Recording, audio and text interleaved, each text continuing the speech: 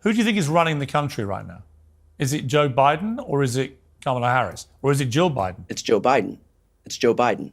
Well, I'm going to play two clips and ask you that question again. The first one is where President Biden forgets the name of the Indian Prime Minister, Narendra Modi, at a press conference at the Quad Summit on Saturday. He forgets he has to introduce him. Take a look. So I want to thank you all for being here. And now, who am I introducing next? Who's next?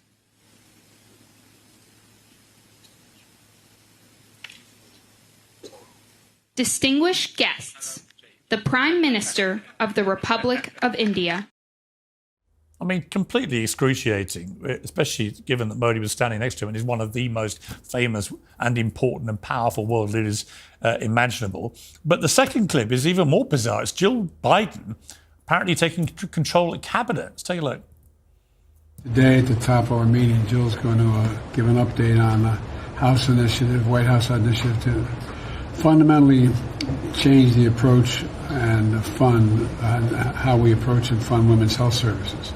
So I'd like to turn it over to Jill and for any comments she has, and it's all yours, kid. Thank you. You know, sometimes the White House surprises you.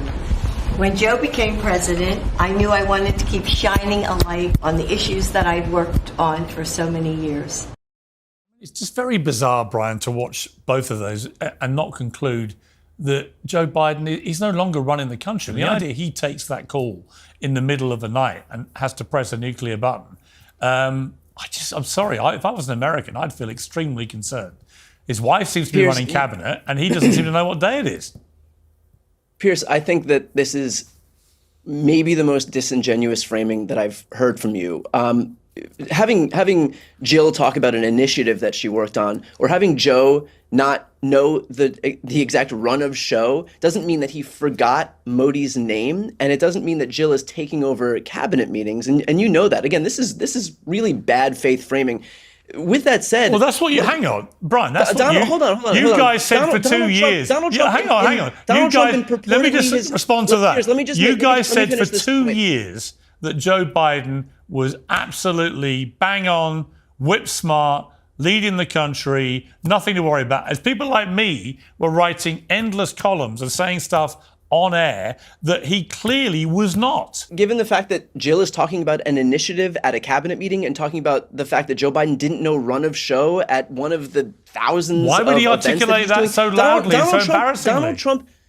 Donald Trump in his right mind thought that Tim Cook's name was Tim Apple and thought that Erdogan was the president of Hungary. So when are we going to do segments on that? Just because you don't know every single detail. Here's the thing that and I know that you don't like to call yourself right-wing media, even though all of your framing is right-wing. I'm not. Here's the thing that I don't understand is that every time is that Donald Trump has done the same thing, if not leagues worse than all of the small mistakes and errors that Joe Biden makes, but we never talk about those because it's just baked into the cake that Donald Trump is going to say crazy things. Well, no, it's not that. It's not that. And because he's graded on such a curve in both this country and international media more broadly, it just comes and goes like a fart in a hurricane when he says that the president of Hungary is Erdogan, for example. Yeah, but you're missing the point. The point about Trump is he's 78, but has the energy of a 60-year-old.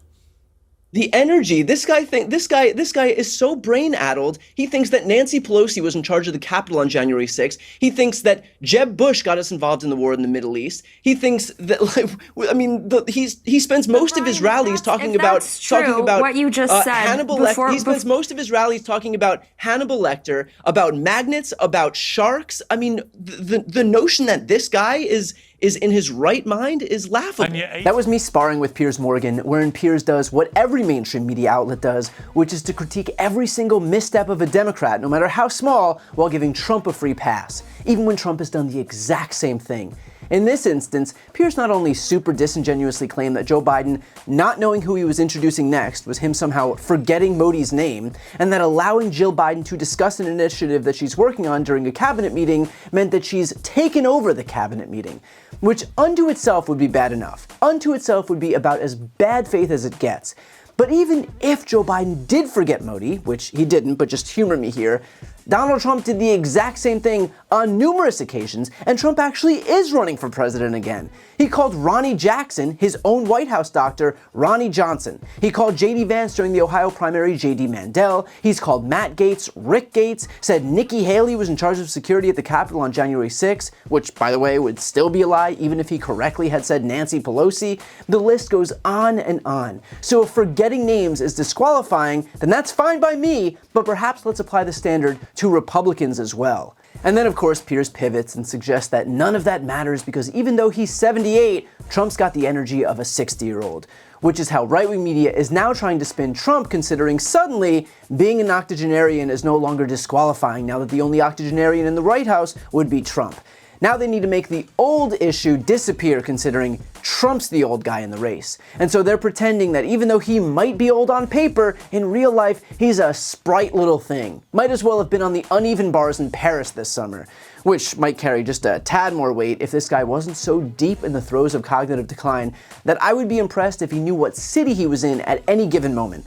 Remember, this is the guy who claimed that Jeb Bush got us involved in the war in the Middle East, that World War II hasn't happened yet, that Barack Obama is the current president, that Hannibal Lecter, a make-believe cannibal, was a great American, that Kamala Harris looked like his own wife on the cover of Time, that immigrants were eating your pets, that Kamala isn't black. The list goes on and on. I don't know who needs to hear this, but that is not the mind of a man who is in his prime. That is the mind of a man who should be watching golf tucked under a warm blanket. But of course, still Piers offers up this framing because even though he pretends he's in the center, a hallmark of right-wing media is trying to shift the Overton window by claiming that right-wing talking points are actually centrist talking points, and that, by association, left-wing talking points are radical left talking points. See how that works? Even the relatively innocuous act of conservatives positioning themselves as centrist is a way for those conservatives to impact the media narrative.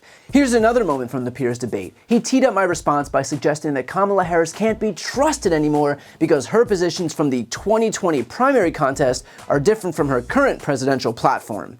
Piers, people run primary campaigns and try to figure out their lane in the Democratic Party, and their positions evolve over time when things change in this country. Right now, she's had the experience of 4 years as vice president, recognizing how to properly run an economy, how to properly protect healthcare and expand its access among Americans, how to properly make sure that we have common sense gun safety restrictions, how to properly actually pass legislation that Donald Trump pretended he would pass. You want to talk about evolving positions? Trump predicated his entire 2015 campaign when he was running as a fake populist on a jobs boom, on passing an infrastructure law, on having a healthcare reform bill that would make healthcare but here's the problem. less expensive and less expensive, Piers. Hold on, less expensive, Piers, and more comprehensive. He didn't pass any of that. Not only did he not pass it, he didn't try. He used all of his political capital in office not to do any of those populist things that he promised when he was running for office, but rather to just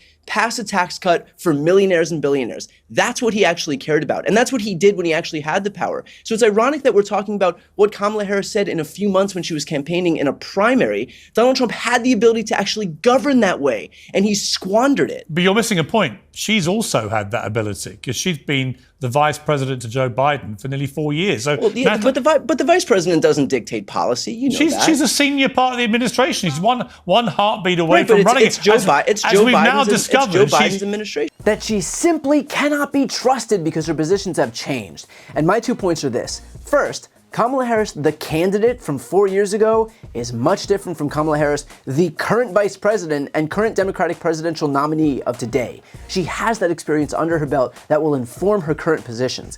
No one actually expects someone to have the exact same agenda after 4 years of having the wealth of experience that she's had. Nor, frankly, is anybody acting in good faith honestly thinking that she should.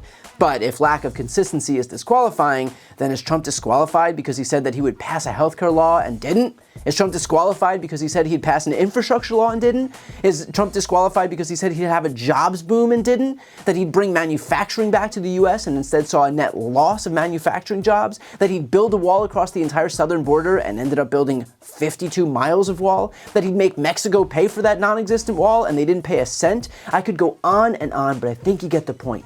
Not only is this a bizarre standard, but if it was an actual standard, Trump fails it league worse than Kamala Harris.